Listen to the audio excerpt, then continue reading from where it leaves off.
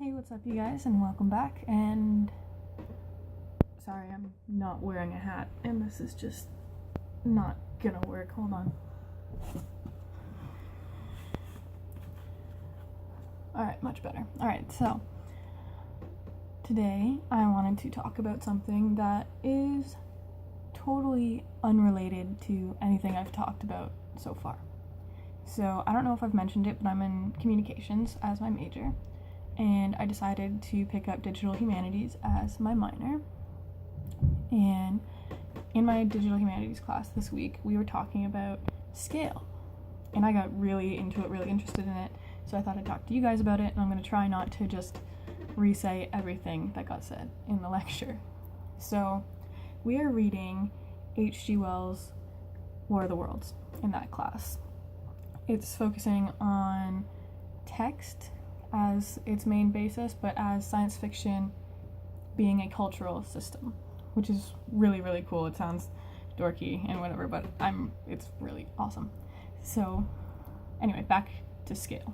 So for those of you that don't know, it's not a spoiler alert, this book came out 118 years ago. It's not new. I'm sure lots of you have seen the movies, but whatever. So Martians come to Earth, and it's just insane to put scale, like to think about it from a scale perspective, because there's us, humans, and then these Martians that use these giant metal tripods to walk around because they're basically just a pulsating brain without the tripods.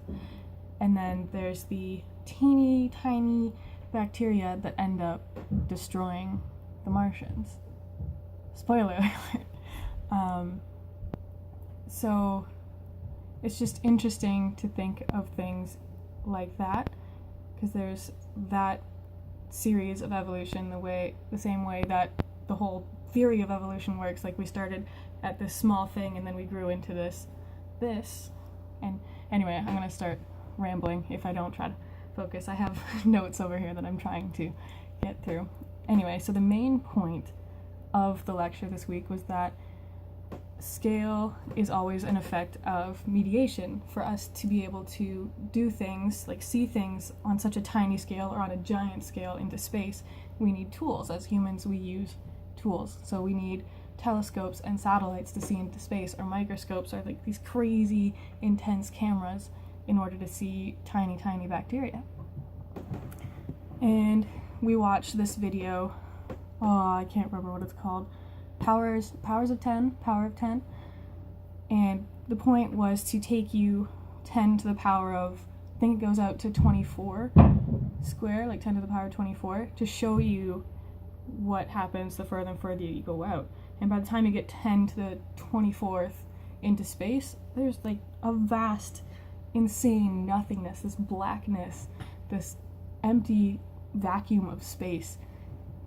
And it's just fascinating. Then you go 10 to the minus 24 into like a human hand, and you can see into the core of a carbon atom.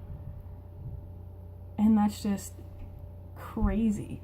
It made me feel so small and so insignificant just to think about scale that way. Like, in the bigger scheme of things,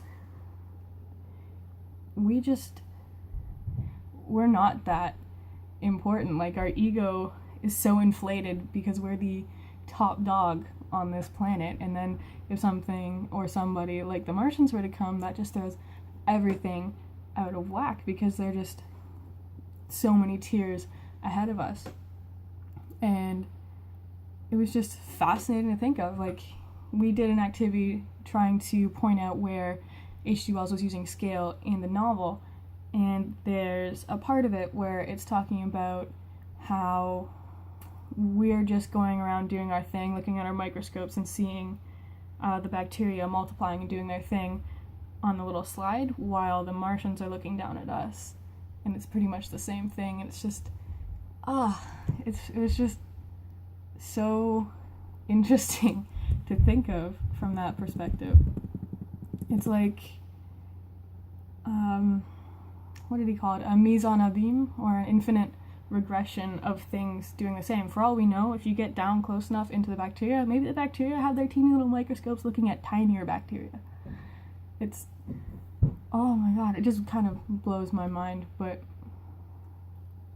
just the idea of having so much that we can only access with tools, and then the potential of being so dependent on tools that we end up like the Martians that can't even use their limbs because they're so dependent on technology.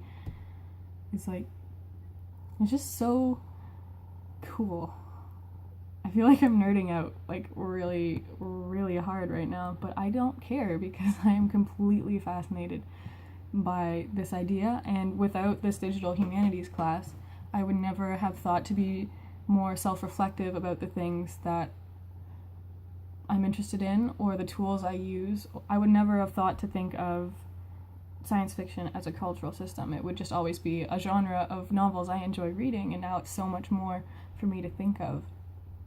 Like, we're a part of this so much bigger network of things that if you stop to think about it, it's just mind-blowing. And I don't know, it was just interesting to think about how we're so limited by how we exist in our physical entity. Like, I can only see as much as my eyes can go. Like, and my eyes are really bad, so I have a hard time enough seeing the timer on my camera. So you wear glasses, so you use tools to get better, and it's just, there's so many things beyond our ability to perceive that taking a step back to think about it and taking yourself out of reality and thinking about those things reflectively, it's just, I don't think I've really made a point in this video other than the fact that I'm a giant nerd. So on that point, I really recommend reading War of the Worlds just as like an interest thing, or to, you know, look at scale or look at science fiction as a system, because that's what it really does. Or, you know, don't and watch the movie, or listen to the Orson Welles recording, which is really great, but don't watch the Tom Cruise version. That's my own personal issue, but it's not as good. The older version is better. So I'll see you guys next time.